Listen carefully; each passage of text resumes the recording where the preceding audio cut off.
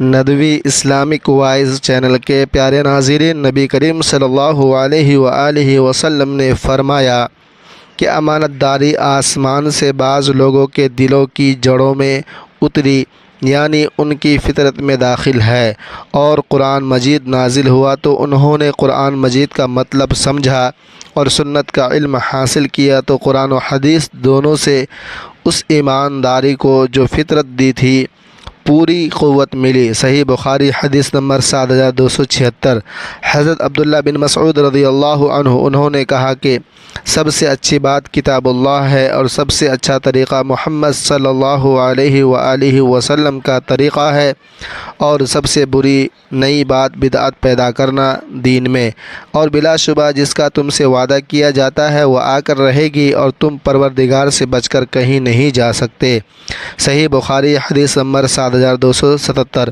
نبی کریم صلی اللہ علیہ وآلہ وسلم نے فرمایا، میری اور جس دعوت کے ساتھ مجھے اللہ تعالیٰ نے بھیجا ہے اس کی مثال ایک ایسے شخص جیسی ہے جو کسی قوم کے پاس آئے اور کہے کہ اے قوم، میں نے ایک لشکر اپنی آنکھوں سے دیکھا ہے اور میں ننگ دھڑنگ تم کو ڈرانے والا ہوں، پس بچاؤ کی صورت کرو۔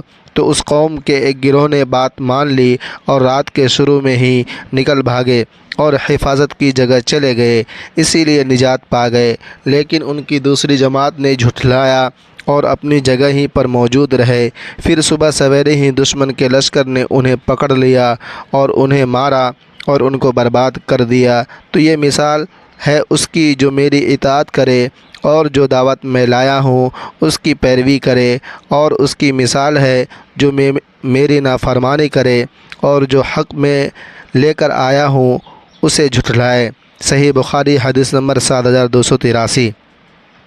نبی کریم صلی اللہ علیہ وآلہ وسلم نے فرمایا، جب تک میں تم سے یکسو رہوں تم بھی مجھے چھوڑ دو اور سوالات وغیرہ نہ کرو، کیونکہ تم سے پہلے کی امتیں اپنے غیر ضروری سوال اور انبیاء کے سامنے اختلافات کی وجہ سے تباہ ہو گئی۔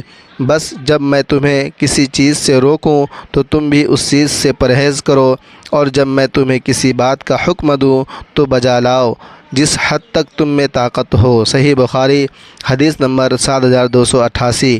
نبی کریم صلی اللہ علیہ وآلہ وسلم نے فرمایا، سب سے بڑا مجرم وہ مسلمان ہے جس نے کسی ایسی چیز کے متعلق پوچھا جو حرام نہیں تھی اور وہ اس کے سوال کی وجہ سے وہ حرام کر دی گئی۔ صحیح بخاری حدیث نمبر 7289۔